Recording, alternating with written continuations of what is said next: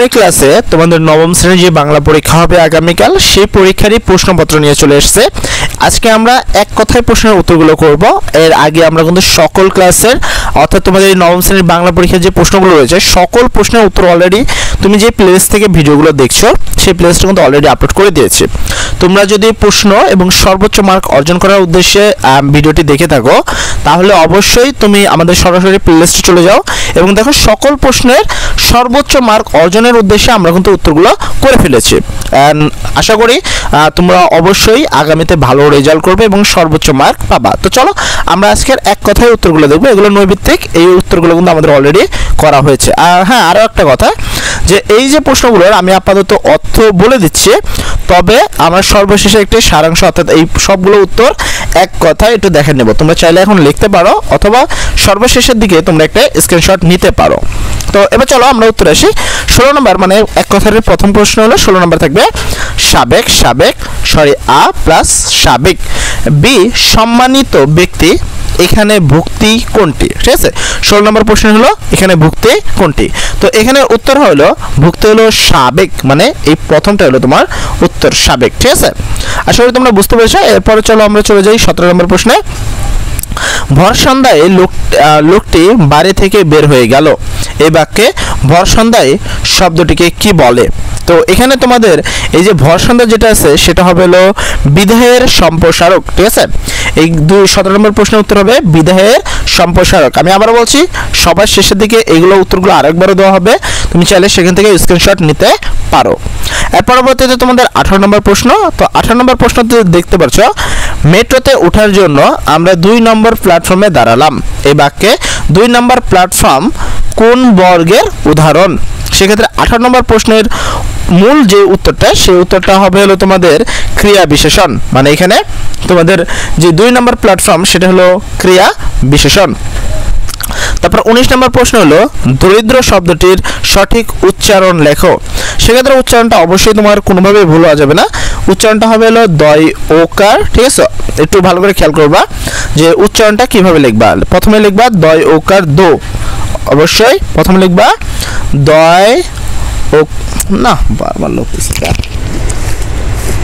ফোনটা একটু সমস্যা, তোমাদের একটুখানি ডিসপ্লেতে প্রবলেম হওয়ার কারণে করতে পারলাম না। আবার আমি উচ্চারণটা লিখেছি যে দয় ওকার হবে প্রথমে। ঠিক আছে, প্রথমে তোমরা লিখবা দয় ওকার। ঠিক আছে, তারপরে তোমরা লিখবা রয়স্কার রি, তারপর আবার দিবা দ। ঠিক আছে, তার নিচে একটা হসন্ত দিবা।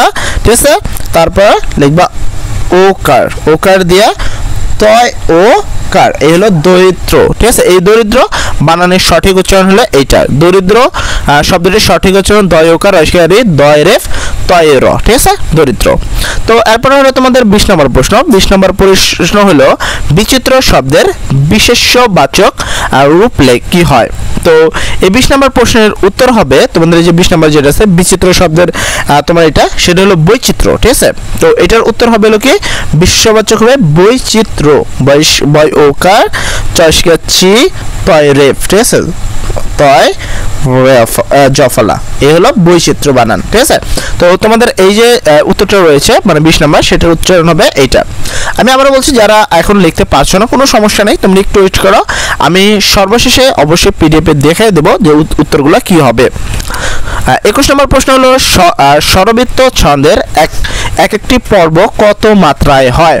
21 নম্বর প্রশ্ন হলো কত মাত্রায় হয়? সেক্ষেত্রে 21 নম্বর প্রশ্নের উত্তর হবে হলো 4 মাত্রায় হয়। ঠিক আছে, আর স্বরবৃত্ত ছন্দের এক একটি পর্ব 4 মাত্রায় হয়ে থাকে। 22 নম্বর প্রশ্ন হলো বাষ্পরথ শব্দের অর্থ কি? সেক্ষেত্রে 22 নম্বর প্রশ্নের উত্তর হবে রেলগাড়ি। বাষ্পরথ শব্দের অর্থ হলো রেলগাড়ি। 23 নম্বর প্রশ্ন হলো স্মৃতিস্তম্ভ কবিতাটি বাংলাদেশের ইতিহাসের কোন ঘটনাকে অবলম্বন করে রচিত? সেক্ষেত্রে হবে হলো 52 ভাষা আন্দোলন। স্মৃতিস্তম্ভ কবিতাটি আসলে ভাষা আন্দোলন নিয়ে গঠিত। তারপর হলো 24 নম্বর প্রশ্ন হলো আমি কোনো আগন্তুক নয় কবিতায় কবি নিজেকে কার চিরচেনা স্বজন বলেছেন?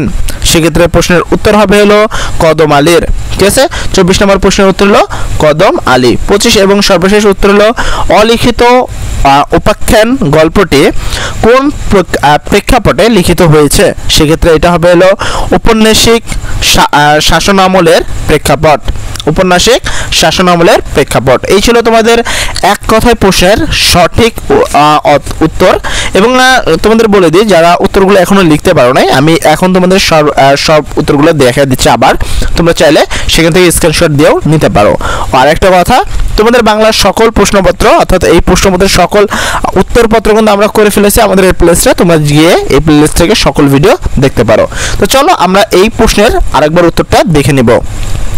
ছিল 16 নম্বর প্রশ্ন, যার উত্তর ছিল সাবেক। 17 নম্বর প্রশ্নের উত্তর ছিল হলো বিদেহের সম্প্রসারক। 18 নম্বর প্রশ্ন ছিল ক্রিয়া বিশেষণ। 19 নম্বর প্রশ্ন হলো দরিদ্র। ঠিক আছে। 20 নম্বর প্রশ্ন হলো বৈচিত্র্য। 21 নম্বর প্রশ্ন হলো উত্তর হবে 4। তারপর হলো 22 নম্বর প্রশ্ন। 22 নম্বর প্রশ্নের উত্তর হবে রেলগাড়ি। 23 নম্বর প্রশ্ন হলো 52 ভাষা আন্দোলন। 24 নম্বর প্রশ্নের উত্তর হলো কদম আলী। এবং সর্বশেষ 25 নম্বর প্রশ্নের উত্তর হলো ঔপন্যাসিক শাসন আমলের প্রেক্ষাপট। এই ছিল তোমাদের সংক্ষিপ্ত প্রশ্নের সঠিক উত্তর। এবং এই ক্লাসের সকল প্রশ্ন উত্তর কিন্তু অলরেডি আমরা আপলোড করে দিয়েছি আমাদের এই প্লেলিস্টে। তোমরা যারা এই প্রশ্নের সঠিক উত্তর চাও তারা এই প্লেলিস্ট থেকে সকল প্রশ্নের উত্তর দেখতে পারো। সর্বোপরি কথা, যদি এই ভিডিওটি ভালো লাগে বা তোমার কোনো সাহায্য হয় তাহলে চ্যানেলটিকে সাবস্ক্রাইব করো এবং ভিডিওটি ভালো লাগলে অবশ্যই একটি লাইক এবং কমেন্ট করতে ভুলবা না। বিশেষ করে তুমি ক্লাস 10-এ উঠে কি নিবা, সায়েন্স, আর্টস না কমার্স, সেই বিষয়টা অবশ্যই বলে যাবা। সবাই ভালো থাকো। আসসালামু আলাইকুম।